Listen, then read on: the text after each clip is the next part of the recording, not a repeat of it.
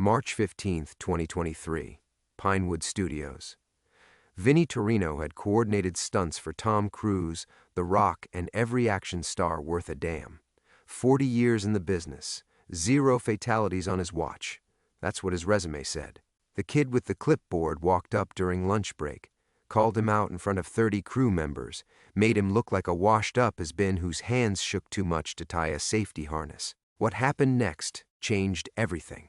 Not just for Vinnie, not just for the film, for an entire family that had been living with a lie since 1987. Because sometimes the past doesn't just catch up with you.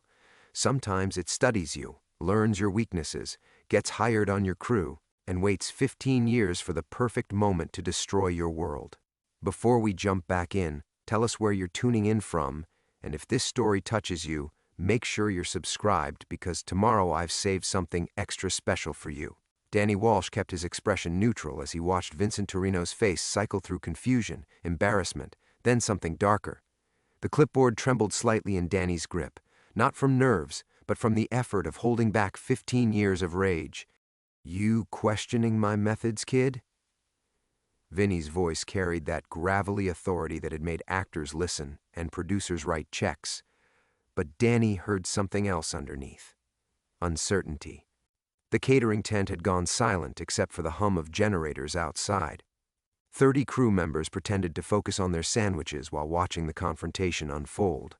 Danny had chosen this moment carefully. Maximum witnesses, maximum humiliation. Not questioning Mr. Torino, just observing. Danny held up the safety checklist, each item marked in red ink. Harness inspection on the wire rig, incomplete. Fall protection for the motorcycle sequence, protocols ignored. The car crash setup. He paused, letting the silence stretch. Well, that one's particularly interesting. Vinnie's weathered hands clenched into fists. Those hands had rigged explosions, choreographed fights, and pulled actors from burning vehicles. They'd also signed a report in 1987 that claimed equipment failure instead of human error. Danny had memorized every word of that report. "I've been doing this since before you were born," Vinnie said, but his voice lacked its usual bite.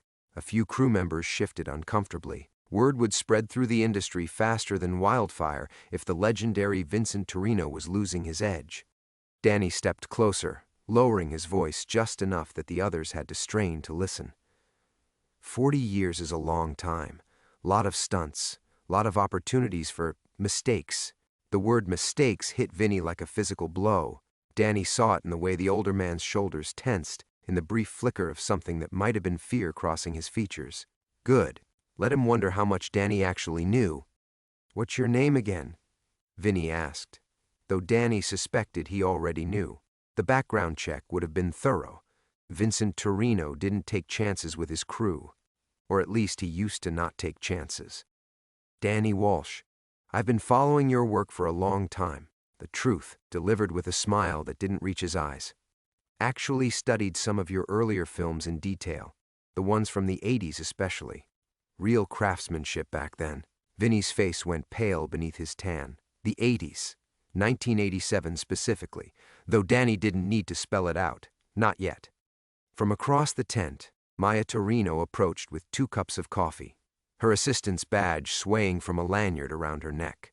28 years old, born 3 months after her father became a killer.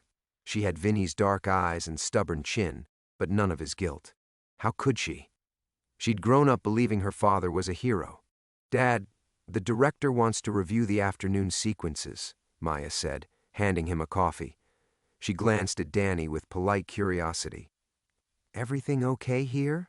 Danny watched the interplay between father and daughter, the way Maya looked at Vinnie with complete trust and admiration, the way Vinnie's expression softened when he saw her, as if she were his anchor to something good in a world built on lies.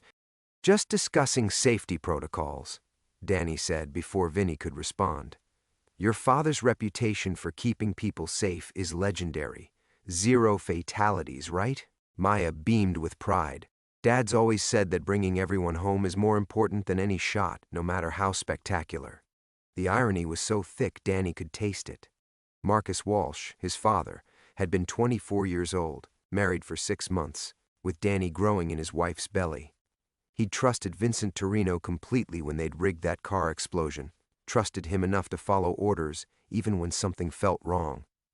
"Your father sounds like a wise man," Danny said, maintaining eye contact with Vinny. "The kind who learns from his mistakes, who takes responsibility when things go wrong." Vinny's coffee cup rattled against the saucer as he set it down. His hands, those legendary steady hands that had made him famous, were shaking now, not from age or nerves, but from recognition. The past was walking toward him across a catering tent, wearing the face of a dead man and carrying a clipboard full of accusations. "Maya, give us a minute," Vinny said quietly. She hesitated, clearly sensing the tension but unable to understand its source. "The director will wait." The authority was back in his voice, but Danny heard the desperation underneath. "Please." After Maya left, casting worried glances over her shoulder, the two men stood facing each other in the suddenly oppressive silence of the tent. Around them, crew members began filing out, sensing drama they didn't want to be part of. Danny waited until they were essentially alone before speaking again. 15 years I've been planning this conversation, Vincent. 15 years of working my way up, learning the business, getting close enough to matter. The blood drained from Vinny's face as the pieces finally clicked into place. "Now," Danny continued, his voice barely above a whisper, "let's talk about 1987. Ready to dive deeper? Tomorrow, we're going back to 1987 to witness the incident that started it all. Subscribe now and drop a comment below. What do you think Vincent Torino's next move will be? The story gets darker from here, and you won't want to miss what happens when family secrets collide with Hollywood's most dangerous industry." The words, "let's talk about 1987, hung in the air like smoke from a pyrotechnic charge. Vinny felt his chest tighten, the familiar weight of 3.5 decades pressing down on his shoulders. The catering tent, with its harsh fluorescent lighting and lingering smell of cold sandwiches, suddenly felt like a confessional booth. "Not here," Vinny managed, his voice hoarse. He glanced around at the few remaining crew members who were pretending not to listen while they nursed their tea and scrolled through their phones. "My trailer. 10 minutes.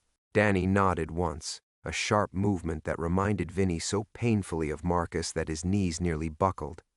"I'll find you." As Danny walked away, Vinny watched the confident stride, the way he carried his shoulders.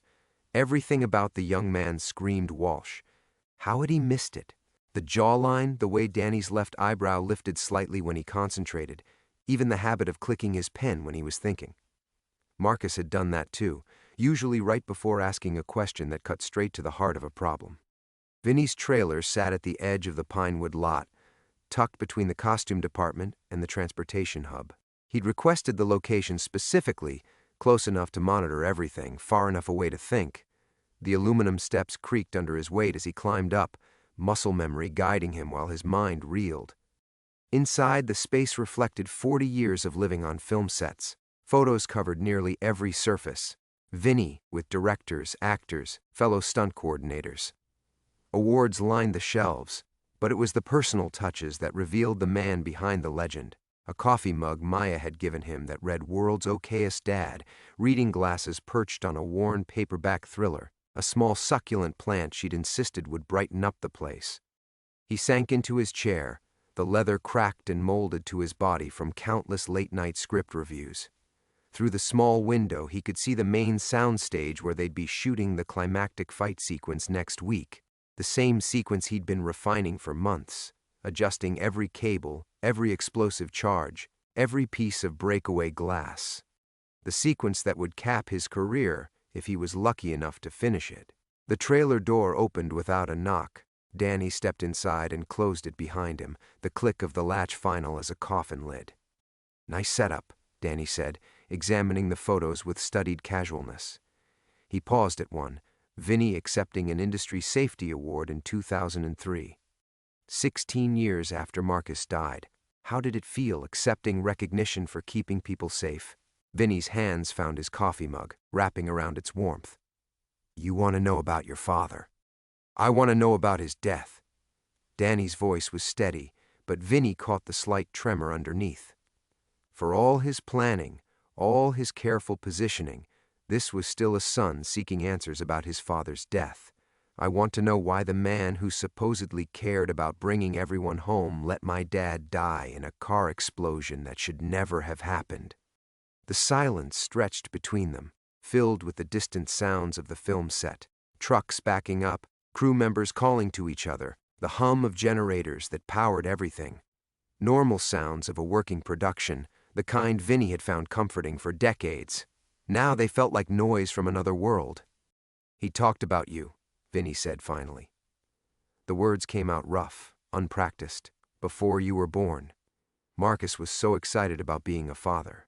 Kept saying he was going to teach you everything. How to throw a curveball, how to drive stick shift, how to tell when someone was lying by watching their eyes. Danny's composure cracked slightly. "But he never got the chance, did he? Because you cut corners. Because you were more worried about the schedule than the setup." Vinny flinched. The accusation hit close enough to the truth to draw blood. It wasn't supposed to happen that way. But it did happen. And then you covered it up. "Equipment failure," the report said. "Faulty detonator. Just one of those tragic accidents that sometimes occur in a dangerous business." Danny's voice grew harder with each word. "Except it wasn't equipment failure, was it, Vincent?" Through the trailer window, Vinny could see Maya crossing the lot, her clipboard tucked under her arm, probably looking for him to review the afternoon's call sheet. She moved with purpose and confidence, secure in her world, in her understanding of who her father was. In an hour, she'd be organizing the crew for the next setup. Tonight, she'd call her mother, Vinny's ex-wife, to check in, maybe mention how smoothly the production was running under her father's guidance. All of it built on a lie. All of it balanced on the silence he'd maintained for 37 years. "What do you want?" Vinny asked, though he suspected he already knew the answer. Danny smiled, but it was Marcus's smile twisted into something colder. "Justice." Finally. The word justice echoed in the confined space of the trailer like a death sentence. Vinny stared at Danny, at Marcus's son, and felt the carefully constructed walls of his life beginning to crumble. But before he could respond, before he could even begin to process what justice might mean, Danny reached into his jacket pocket. "I brought something," Danny said, his voice softer now but no less dangerous. "Something I think you'll recognize." The envelope was yellowed with age, its edges worn soft from handling. Danny placed it on the small table between them with the reverence of someone laying flowers on a grave. Vinny's blood turned to ice water as he recognized his own handwriting on the front. Marcus Walsh, personal effects. "My mother kept everything," Danny said, settling into the chair across from Vinny. "Every letter, every photo, every scrap of paper that had his name on it. She died when I was 16, cancer, and I inherited it all, including this." Vinny's throat closed.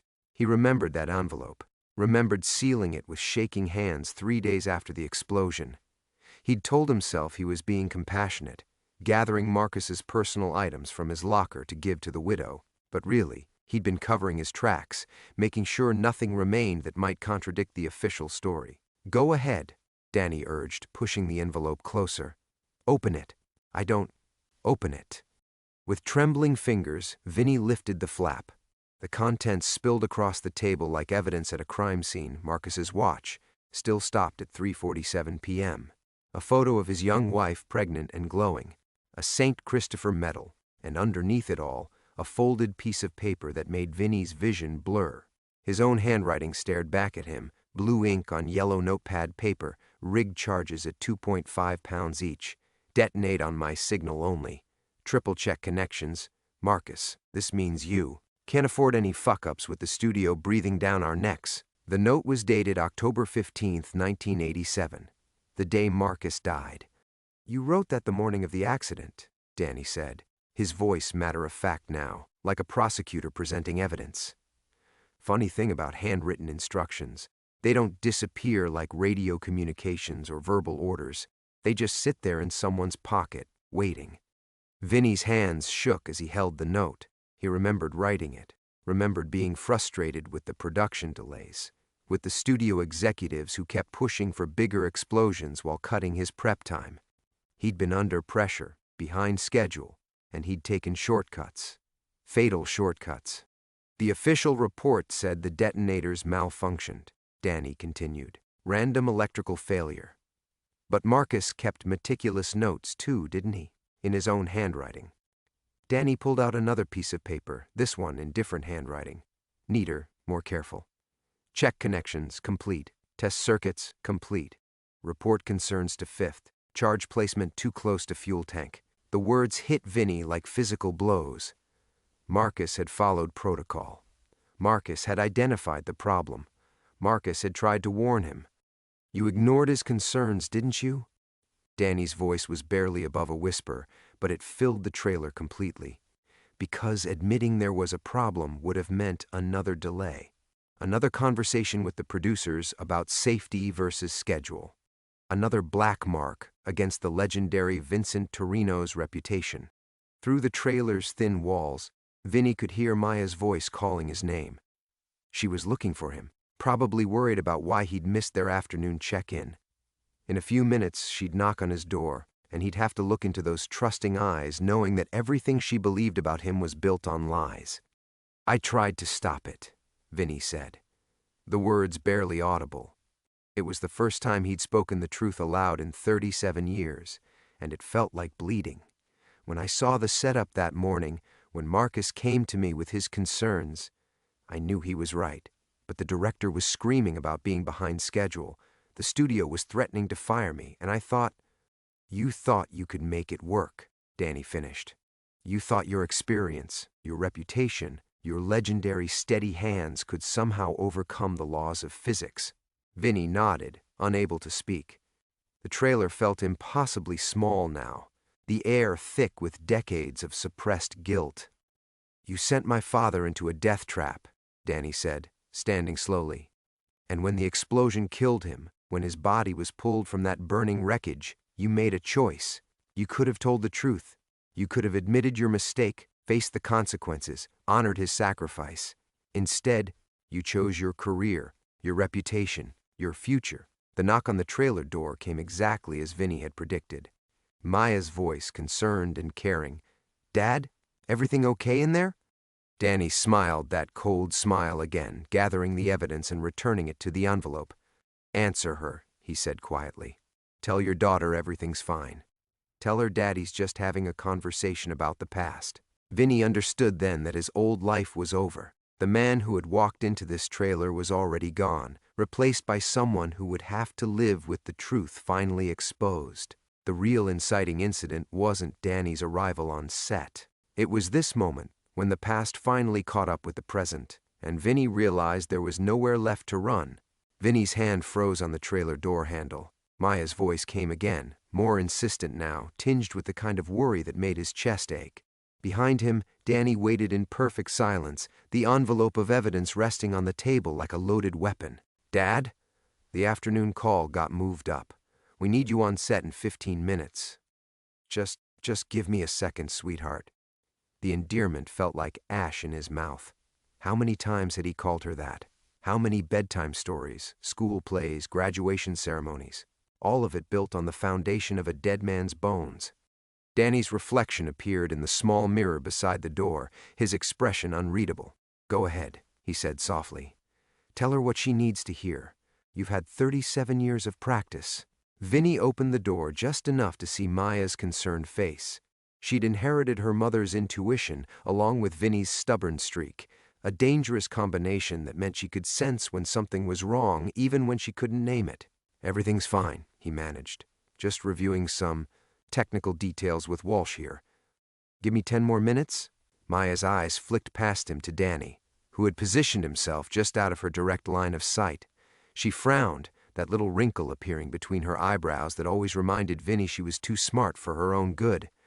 The stunt rigging for the warehouse sequence, Danny added helpfully, his voice carrying just the right note of professional collaboration. Your father's being very thorough. Safety first, right? The irony of those words, safety first, coming from the mouth of Marcus Walsh's son, made Vinny's vision blur. Maya's expression relaxed slightly. Okay, but don't be late. You know how Richardson gets when the schedule slips. She paused, studying her father's face. You look tired, Dad. Maybe after wrap tonight we could grab dinner? Just the two of us? The simple offer nearly broke him. How many dinners had they shared where she'd asked about his career, his experiences, the stories behind the photographs that lined his trailer walls? How many times had he edited the truth, cleaned up the rough edges, made himself into the hero of every anecdote? "That sounds perfect," he said, meaning it. "It might be their last." After Maya left, Vinny closed the door and leaned against it, his legs suddenly unsteady. When he turned back to face Danny, the young man was studying the photographs again, his attention fixed on one particular image. Vinny with a group of stunt coordinators at an industry convention, all of them laughing at some long-forgotten joke. "He should be in that picture," Danny said without looking away. "My father, if you'd listened to him, if you'd taken his concerns seriously, he might have made it to 40 years in the business too. Might have trained the next generation, passed on what he'd learned. Danny might have walked me down the aisle at my wedding last spring." Danny's voice remained steady, but something in his posture shifted, revealing the grief underneath the carefully constructed vengeance. Might have met his grandson, who's due in December. The personal details hit harder than any accusation. This wasn't just about justice or revenge. It was about a family tree that had been cut short, about milestones celebrated in shadow, about a father who existed only in stories and faded photographs. "You're having a son," Vinny said quietly. "We're having." Past tense. Danny finally turned away from the photographs. "My wife left me 6 months ago. Couldn't understand why I was so obsessed with the past, why I spent every free moment researching you, tracking your career, working my way onto your sets. She said it was like being married to a ghost." The admission hung between them, raw and unguarded. For a moment, Danny looked younger than his 36 years, and Vinny glimpsed the boy who'd grown up without a father, the man who'd sacrificed his own happiness in pursuit of answers that might never bring peace. "This won't bring him back," Vinny said. "Destroying me won't resurrect your father." Danny's mask slipped back into place, but not quickly enough to hide the flash of pain in his eyes. "No, but it will stop you from destroying anyone else's family. It will stop the lies." Through the trailer window, Vinny could see crew members preparing for the afternoon shoot. Grips adjusting lights, camera operators checking their equipment, performers running through their marks. All of them trusting that Vincent Torino would keep them safe, that his legendary reputation was built on something more solid than silence and covered-up mistakes. "What happens now?" Vinny asked. Danny reached for the door handle, then paused. "Now you get to make a choice, Vincent. The same choice you made 37 years ago. You can tell the truth and face the consequences, or you can try to protect your reputation, your family, your comfortable lies." The door opened with a soft click, but this time someone's watching. This time there will be consequences either way. Then he was gone, leaving Vinny alone with his ghosts and the terrible weight of time finally running out.